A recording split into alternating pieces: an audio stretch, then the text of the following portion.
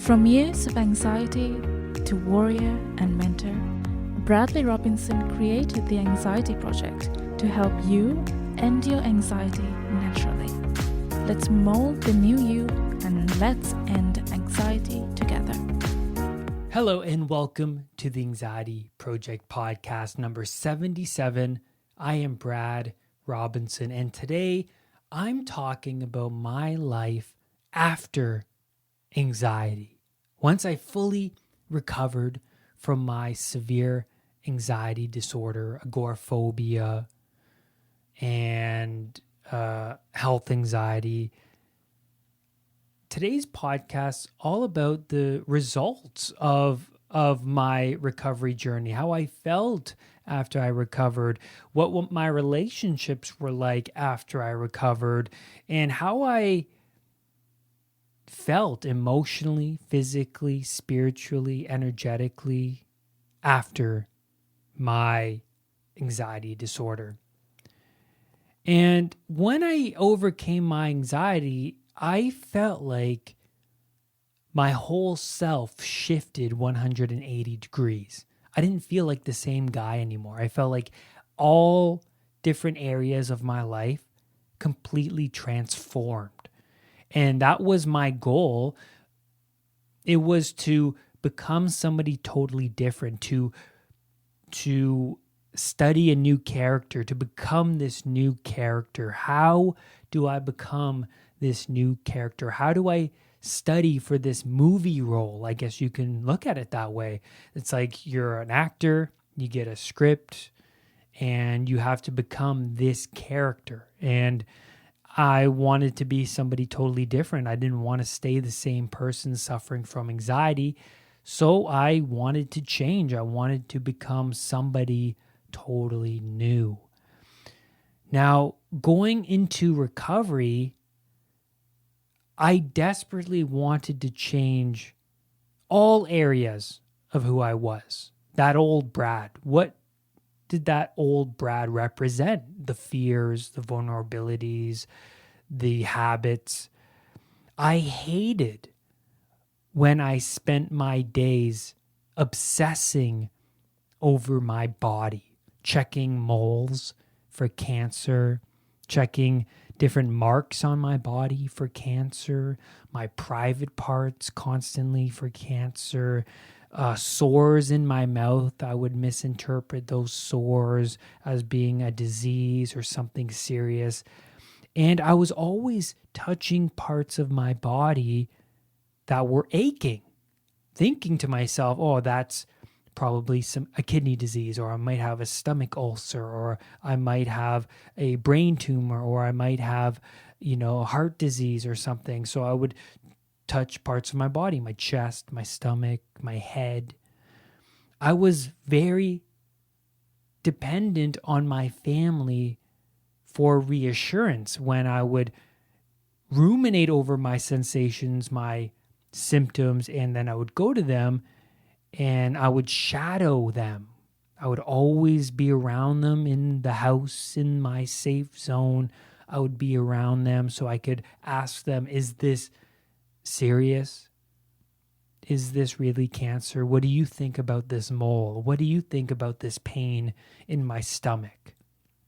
So I was very dependent on them. And I hated how I felt. I hated how I was always emotionally exhausted. I was always worried. I was upset all the time, and I was always fearful. I was sensitized to the world around me. My life was in chaos, and this chaos became my normal. And when you are in your normal, so my normal was being in this chaotic state 24/7, you don't know any other reality. I didn't know any other reality. I was so accustomed to feeling this way that any other way to be caused a lot of resistance. When I first started to change, a lot of resistance showed up because my unconscious was used to staying in this chaotic, anxious state. And it was only when I wanted to change, I began to take action. Only when I reached rock bottom. Rock bottom was the motivator. It was the drive to improve myself and to improve my situation, to get myself out, was reaching that low point. I didn't want to suffer anymore.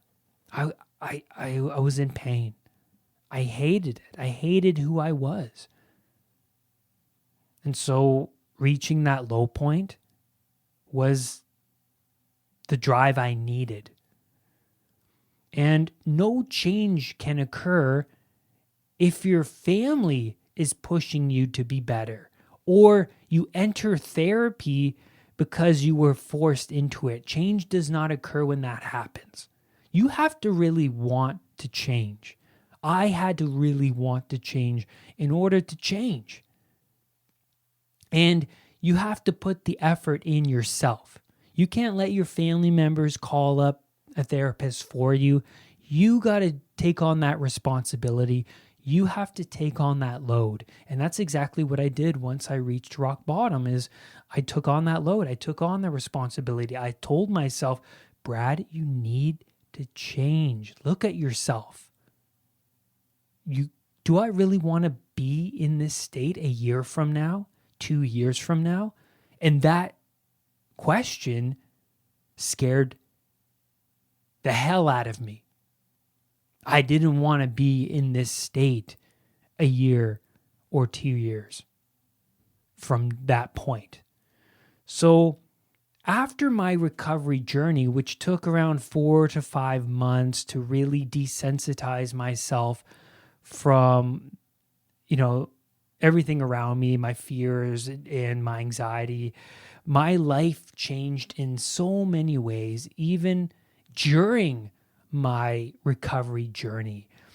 And when I recovered, I felt like the weight of the world lifted from my shoulders. I felt lighter.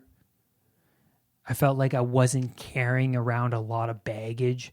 And I felt less pressured by outside sources, outside people. I felt the pressure of getting to a better place in my life lessened and lessened. When I was going through my recovery journey, my only goal was to improve myself, improve my anxiety, to desensitize myself.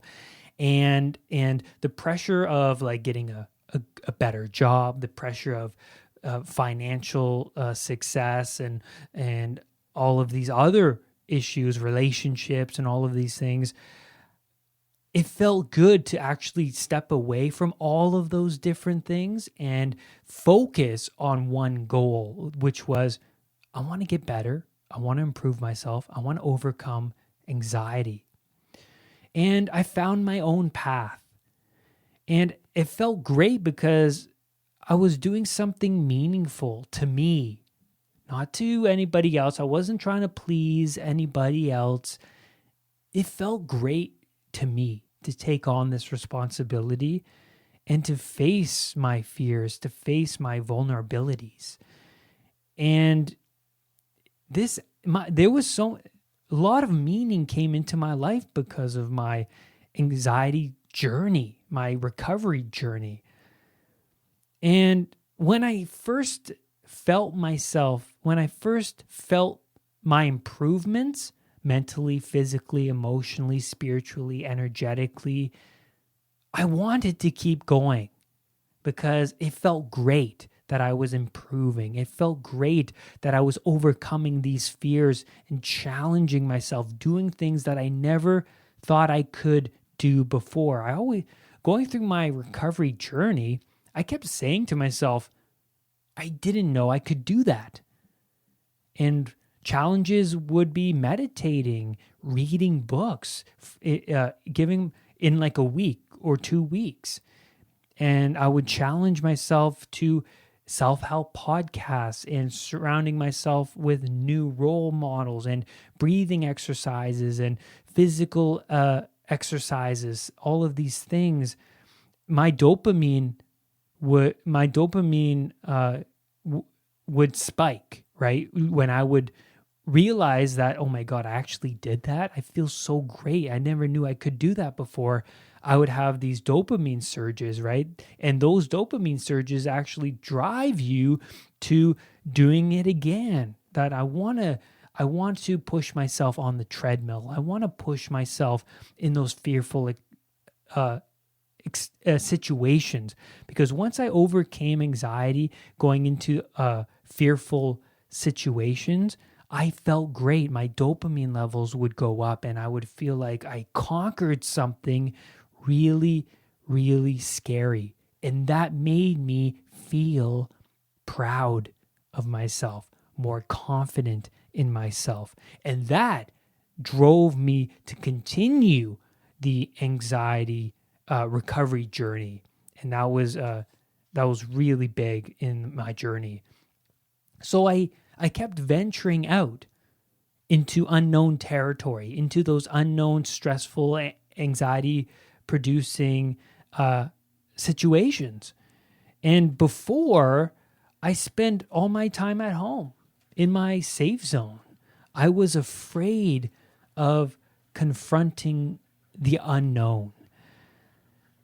The deep parts of me that were holding on to repressed emotional issues that were causing me a lot of grief, shame, guilt, pain, and anxiety was that unknown that I always avoided. I always avoided facing the truth that was in my unconscious mind, all of those past repressed emotional issues. I didn't want to face those things. Those were scary. Those were painful.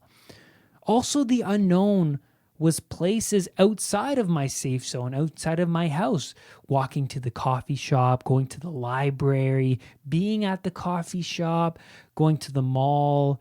These were places that I didn't want to go to because I was afraid of having a panic attack there, being away from loved ones, being away from emergency personnel, right? And so I spent more time in these places.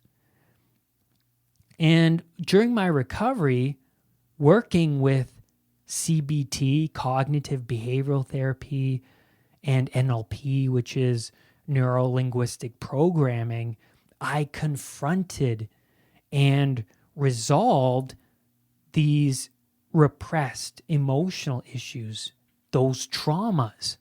And so that was a challenge for me. I had to voluntarily confront the monsters I desperately wanted to avoid. But I attached so much pain to remaining in my old anxious state that I willingly stepped forth and confronted those monsters. I knew that facing the pain was the way forward. And that was a huge realization for me that, I had to do the opposite of what I used to do. All of these responsibilities, these vulnerabilities in me, all of my past traumas, they need to be dealt with. And that requires you to confront the pain of those monsters. During my recovery, I also spent a lot of time away from my house.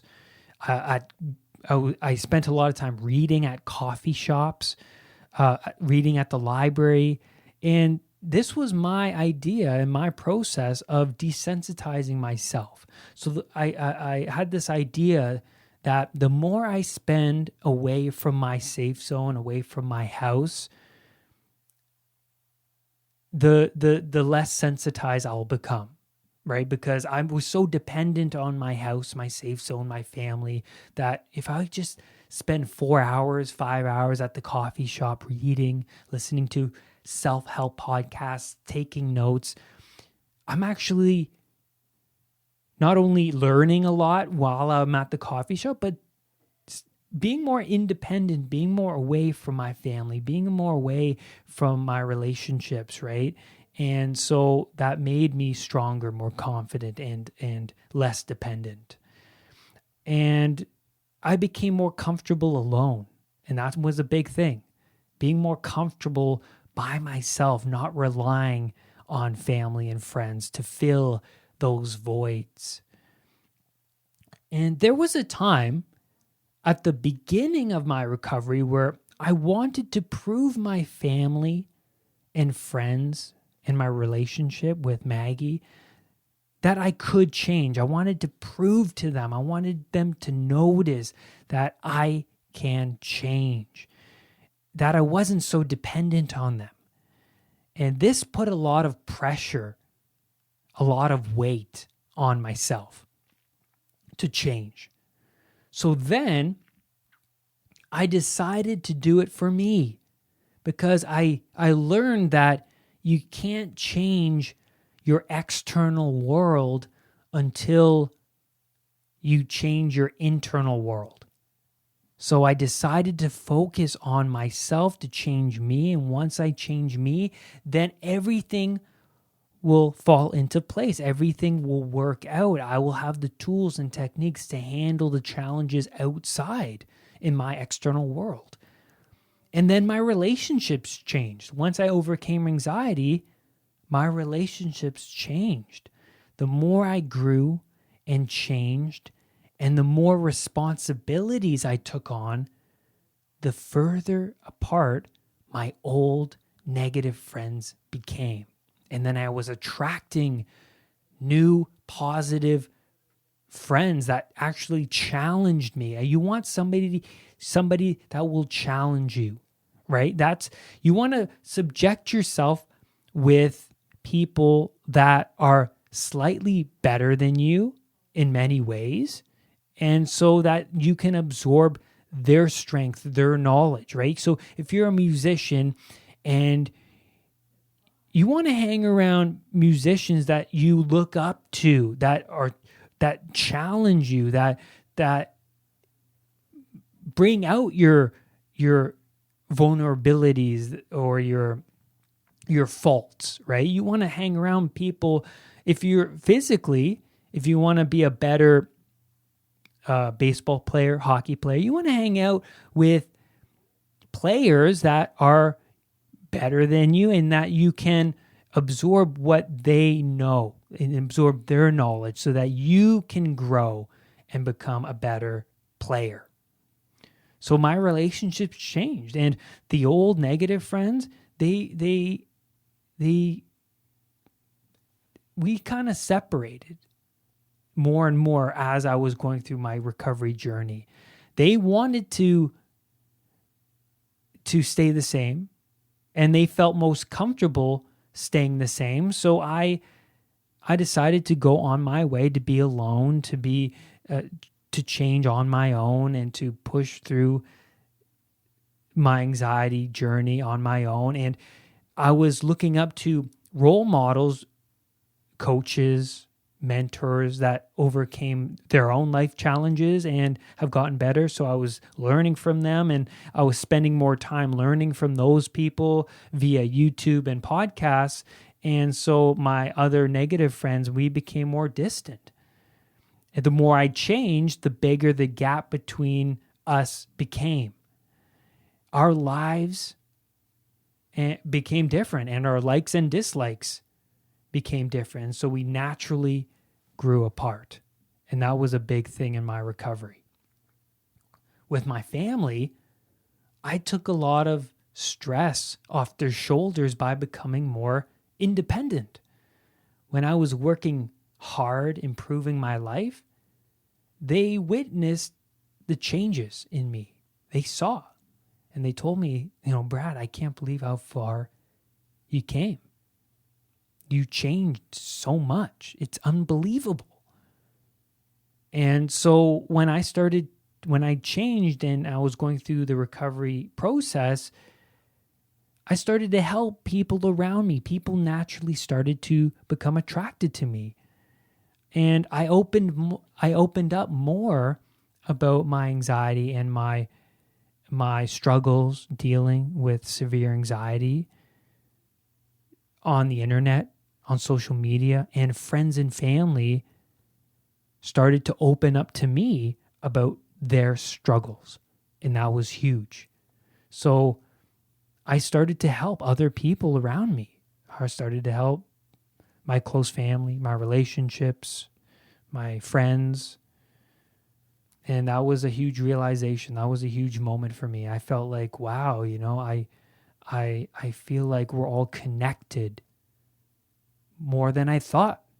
Being so internal, my old self, that guy was so self-centered. And now I wasn't so self-centered anymore. I was opening up to people, and I was opening up to people, and people were opening up to me. And that was huge. I felt so connected. And that was a big thing in my recovery journey. Also, I became more disciplined, more goal-oriented, more relaxed, and I became more responsible.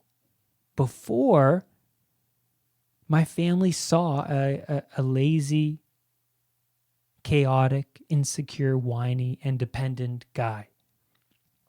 But like I said, I wanted to be a different guy, and so I became my own best friend by spending quality time with myself, learning and growing and practicing a new way of being.